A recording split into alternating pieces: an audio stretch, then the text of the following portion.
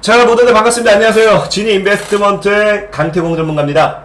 자, 오늘은 여러분들에게 최근 부동산 시장을 보면서 과거 이제 미국과 일본, 일본의 이제 흐름을 그대로 가지고 가는 것 같아서 지금 시장에서 우리가 과연 부동산에 투자를 해야 될지 아니면 어디에 투자를 해야 될지 아니면 아예 뭘 해야 될지 모르는 분들이 많은 것 같아서 그냥 일단은 오늘의 영상을 좀 남겨본다 라고 말씀을 드리면서 여러분들의 좋아요와 구독하기를 한 번씩 눌러주시기 바라겠습니다.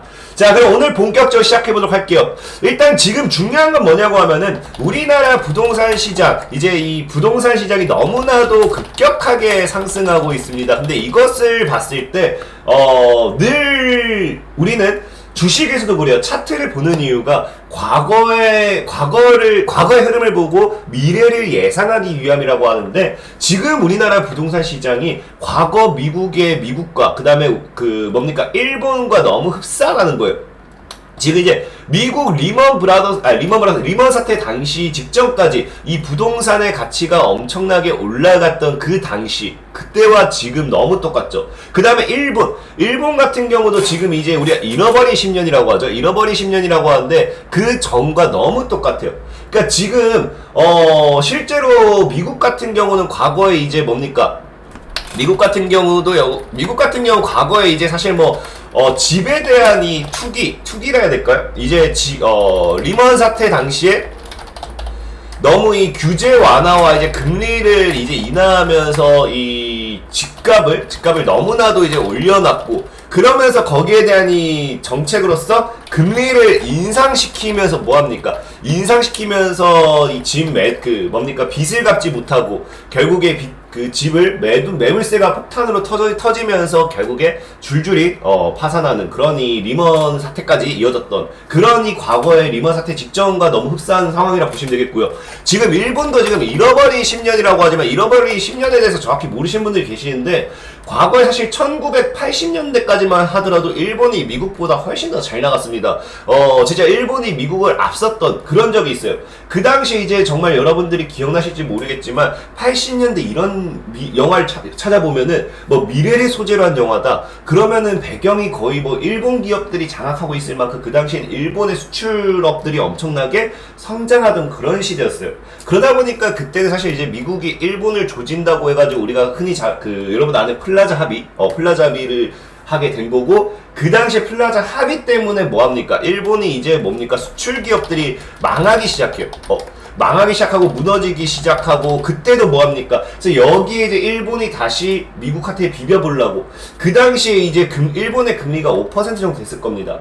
근데 그 당시 또 금리를 2.5% 정도까지 완화를 시키면서 금리 인하를 하게 되니까 이때도 뭐가 됐냐고 하면 풀린 돈들이 이제 수출 기업들의 성장, 투자 이런 데 간 게 아니라 실물 경제로 간 게 아니라 부동산 쪽으로 다 흘러가게 되면서 그 당시에 나스닥을 4만 포인트 돌파시키면서 그 당시에도 부동산의 버블을 만들었다는 거예요. 근데 거기서 그 규제를 잡기 위해서 했던 게 늘 뭐였냐고 하면 금리 인상이었습니다. 금리 인상이다 보니까 결국에 뭐가 나왔냐고 하면 이제 리먼 사태 당시에도 결국에 너무나도 뛰어오른 집값을 잡기 위해서 했던 게 금리 인상이죠. 그러다 보니까 이 금리 인상 당시에 이제 아까 말했던 부담스러운 이자를 감당하지 못하고 부동산 매물이 폭탄처럼 쏟아지게 된 거고요. 이제 일본 같은 경우도 아까 얘기했다시피 이제 부동산 시장이 너무 말도 안 되게 급격하게 올라가다 보니까 이제 금리 인상과 함께 다양한 규제 정책을 때리고, 그 다음에 어떻게 됩니까? 일본도 엄청나게 무너지면서 우리 흔히 잘 아는 잃어버린 10년이라는 이 시간이 온 거예요. 그럼 지금 우리나라를 본다고 하면 우리나라도 지금 부동산 시장이 너무 말도 안 되게 올라가고 있어요. 실제로 일본 같은 경우가 그 당시에 4년 동안 10억 4배가 부동산 시장이 4배가 올랐는데, 지금 우리나라도 여기에 달하는 상승세를 보여주고 있습니다. 지금 중요한 건 뭐냐고 하면은 아직은 현 정권에서 부동산 규제에 대한 제대로 된 제대로 된 규제를 안 하기 때문에 이게 뭐합니까? 안 하기 때문에 매물이 안 나온다 이거지. 지금 살아있다 이거지. 사실상으로는 뭐예요? 지금 정권이 바뀐다든지 아니면 지금 미국에서도 지금 계속 금리 인상을 한다고 하잖아요. 지금 금리 인상을 함에 따라서 우리나라도 금리를 인상한다든지 하면은 이것이 뭐가 되냐? 이것이 타격이 될 수밖에 없어요. 왜? 지금 우리나라 젊은 세대들은 영혼을 팔아서 뭐했다? 영혼을 팔아서 지금 부동산 시장에 투자했기 때문에 근데 저는 지금 사실상 얘기하고 싶은 게 그렇기 때문에 사실 지금 부동산 시장은 굉장히 뭐예요? 굉장히 지금 뭐라고 표현해야 되죠? 굉장히 갑자기 단어가 기억 안 나네요. 굉장히 어쨌든 위험합니다. 굉장히 언제 당장 무너져도 사실 할 말이 없어요. 할 말이 없어요. 그렇기 때문에 지금 여러분들이 지금 늘 얘기하는 게 뭐냐고 하면은 저는 그렇게 생각합니다. 부동산 시장의 버블은 언제든 꺼질 수 있고요. 지금 일본과 같은 잃어버린 10년은 다가올 수 있다라는 거예요. 있다. 근데 저는 지금 다른 생각이 뭐냐고 하면은 지금 여러분들이 분명히 아셔야 되는 게 과거 리먼 사태와 이제 일본의 상황을 일본의 잃어버린 10년을 경험해 봤을 때는 분명히 우리나라도 이 부동산 시장에 대한 하락이라든지 부동산 시장에 대한 불안정성을 이거를 언제든지 인지를 해야 됩니다. 그렇다고 해서 지금 시장에서 우리가 그러면 아무것도 안 해야 되는가? 그건 또 아니란 거예요. 과거와 달라요. 저는 분명히 말씀드리고 싶은 게 과거와 다른 게 뭐냐고 하면은 과거와 다른 게 뭐냐? 자, 부동산을 지금 무조건적으로 사야 된다라는 입장은 누구냐고 하면요. 입장은 현 30대 넘어가는 30에서 40대 이런 사람들이 뭐합니까? 지금 부동산에 대한 무조건적인 투자예요. 솔직히 30대도 잘 모르겠어요. 40대? 넘어가면 40대. 그럼 지금 중요한 게 뭐냐고 하면은 우리가 흔히 잘 아는 무슨 세대라고 합니까? MZ 세대라고 하죠. 요즘 시대는 MZ 세대라고 합니다. 세대라고 해요. 이 MZ 세대는 사실상 요즘 저는 제가 보는 관점으로서는 부동산에 대한 재테크 이거는 사실상 불가능에 가까운 상황이라 생각해요. 불가능. 그러다 보니까 사실 지금 여러분들이 알아야 되는 게 뭐냐고 하면은 M4 세대라고 하죠. M4 세대. 이제 사실 이 MZ 세대들도 뭐 하냐고 하면은 이제 부동산에 대한 이 집을 산다. 사실 집과 결혼은 포기했습니다. 하지만 이 사람들이 불로소득, 그러니까 부동산과 동일한 이 소득에 대한 이 욕구는 분명하게 존재하고 있다라고 저는 봐요. 그렇기 때문에 이 사람들이 뭐합니까? 최근에 비트코인을 뭐예요? 김치 프리미엄을 만든 거, 여러분, 김치 프리미엄을 만든 거는 이 부동산에 투자했던 우리가 흔히 얘기하는 이 한국에서 얘기한 틀딱이라고 해서 죄송합니다. 이제 그 좀 연령 있는 분들. 그러니까 사실 부동산에 대한 엄청난 이 투자와 그런 건 사실 뭐 40대, 50대 넘어가는 좀 연령이 있는 분들이 많이 하잖아요. 그런 분들이 부동산에 투자를 했고 오히려 젊은 세대들은 다 어디 갔어요? 비트코인에 들어갔대요. 비트코인을 여러분들이 보면 알겠지만 그만큼 투자에 대한 욕구는 분명하게 존재한다는 거고 이 김치 프리미엄이라 불릴 만큼 그만큼이 뭐예요? 이 엄청난 성장이라고 하기 성장이 아니죠. 엄청난 상승세를 만들 수도 있다라는 거예요. 근데 저는 분명하게 이야기하는 게 뭐냐고 하면은 이 부동산 시장은 분명하게 조정은 올 거라 봅니다. 이게 사실 언제라고 할 수는 없어요.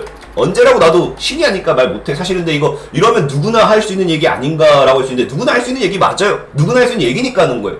왜냐면 부동산 시장 같은 거 여러분들이 명심하셔야 되는 게 이 M4 세대들이 지금 이제 새로운 매수세가 계속 없어지고 있다라고 여러분들. 지금 부동산을 사는 것들은 기존의 40대들이 이 40대 이상들이 원래 집을 사야지 했던 사람들이 영혼까지 끌어서 사는 거고 지금 20대들한테 물어보세요. 어떤 미친놈이 너 부동산 너 집 살려면은 자기네 집 산 거 포기했어요. 결혼도 포기했어요. 이거예요. 그럼 이게 무슨 말이냐고 하면은 부동산 시장이 무너지면요. 부동산 시장은 새로 받아줘야 될 매수 주체가 없다 이겁니다. 없다 이거예요. 그렇기 때문에 이제 우리나라가 아까 얘기했다시피 과거 리먼 사태라든지 아니면 아까 얘기했다시피 일본과 같이 금리 인상을 급격하게 하게 된다라고 하면은 부동산에 매물이 나와줄 수밖에 없고 그러다 보니까 많은 사람들이 뭐라느냐 매수 주체는 없죠. 그러면은 폭락을 맞을 수밖에 없어요 사실상. 저는 이거는 사실 기정사실이라고 생각해요. 근데 이게 됐을 때 부동산 시장이 급락이 나왔을 때 나는 그래서 부동산 시장이 하락이 나왔을 때 과연 정말로 그럼 우리나라도 과거 이제 리먼 사태와 이제 일본의 잃어버린 10년처럼 과연 이 경제 자체도 무너질까? 저는 아니라고 생각해요. 아니 경제는 무너질 수 있어요. 사실 실물 경제는 무너질 수 있다 생각해요.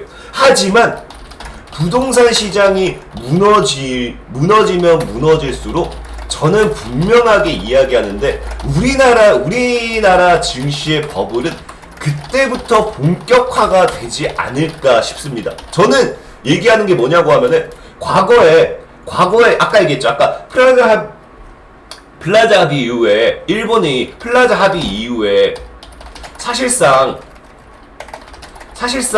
일본이 실물 경제는 죽고 기업들이 줄 초상을 잃었어요. 근데 말도 안 되게 사람들이 더 잘 살았어요. 왜? 집만 그냥 뭘 사기만 해도 다음날 눈 뜨면 그냥 다 올라가 있었거든요. 그러니까 주식도 그렇고 부동산도 그렇고 뭘 사기만 해도 올라가 있었는데 저는 이거를 지금 어디서 느끼냐고 하면은 지금 이제 우리나라 증시에서 느낀다 이겁니다. 지금 여러분들이 나는 사실상에 부동산에 그래요. 집을 하나쯤 가지고 있는 거 나쁘지 않다고 생각해요. 하지만 과거 일본과 미국의 사태를 봤을 때 분명하게 부동산 시장은 언제가 되어도 지금 당장 정권이 바뀌어가지고 집값을 조금만 잡겠다고 금리를 올린다든지 하면은 분명히 이거는 하락은 할 거예요. 하락은 분명히 할 겁니다. 그런데 이게 뭐냐고 하면 하락을 했다고 해서 끝이 아니고 우리나라는 투기가 가장 큰 나라예요. 근데 그전에는 부동산 불패라고 하면서 이 부동산에 대한 투기가 엄청나게 컸죠. 부동산에 대한 투기를 안 할게요. 투자가 엄청나게 컸죠. 근데 나는 분명히 예상한 게 지금 이제 20대, 30대들은 부동산을 포기하고 이미 증시에 대한 아니면 비트코인이나 주식에 대한 이 투자를 선택했습니다. 근데 부동산이 급락을 해서 우리나라 실물 경제 무너진다? 오케이, 그럴 수 있어요. 근데 뭐 하냐고 하면 나는 부동산을 매각하면 매각할수록 여러분들 부동산을 투자한 자도 부동산이 무슨 동네 구멍가게도 아니고 1, 2천원 가지고 살 수 있는 거 아니에요. 1, 2만원 가지고 살 수 있는 게 아니에요. 기본 몇 억씩 합니다. 기본 몇 억씩 하는데 그 몇 억씩 하는 그 매각 자금을 가지고 무엇을 하느냐? 여러분들 지금 여러분들 물어볼게요. 지금 우리나라 부동산 투자하는 사람들이 다 뭐예요? 돈을 벌려고 하는 이 어르신들의 돈 욕심이에요. 정말로 누가 내 집 하나 마련하려고 해가지고 이 부동산을 자기 집만 가지고 있으면 집값이 이렇게 안 올랐겠죠. 다들 부동산을 가지고 있는 이유가 뭐예요? 결국 돈에 대한 욕심으로써 부동산에 대한 이 무분별한 투자, 그것이 우리나라 부동산 가격, 집값을 지금까지 끌어올린 원인이라 생각합니다. 어쨌든 이러다 보니까 저는 분명히 뭐라고 생각하냐면은 부동산 시장이 무너지면 그 자금이 우리나라 증시로 들어올 수밖에 없다. 지금 대기하고 있는 수백조의 매수 대기 자금? 그거 뛰어넘습니다. 여러분 부동산 투자하는 사람들 보면요, 그냥 묻지마 매수세. 전 그렇게 생각해요. 그렇기 때문에 지금 분명하게 얘기하는 건 저는 우리나라의 부동산 시장은요, 잃어버린 10년이 분명 다가온다고 봅니다. 하지만 그로 인해서 나는 우리나라 증시에 버블을 맞을 거다. 과거와 다르다. 과거 미국과 일본과 전혀 다른 흐름. 지금도 보면요, 코스피와 코스닥이 말도 안 되게 상승하고 있어요. 저는 사실 요즘 증시를 보면서 뭘 느끼냐고 하면은 나스닥을 느끼고 있어요. 나스닥. 일본 나스닥. 우리 나스닥 보면요, 미국 증시를 보면요, 말도 안 되게 계속 상승했잖아요. 저는 정말 여러분들 예상하는 게 코스피도 그렇고 코스닥도 그렇고 앞으로 꾸준한 우상향. 과거 IT 버블이 만들어냈던 2700포인트, 2500포인트 분명하게 이거 만들어낼 걸 봐요. 근데 제가 보는 거는 우리나라 부동산 시장의 조정은 분명 정권이 바뀌면 집값 잡기에 잡으려고 한번 할 겁니다. 그때쯤부터 해서 매수 자금이 들어오지 않을까. 그렇다고 하면 지금 여러분들은 뭘 해야겠어요? 우리나라 주식에 투자를 해야 됩니다.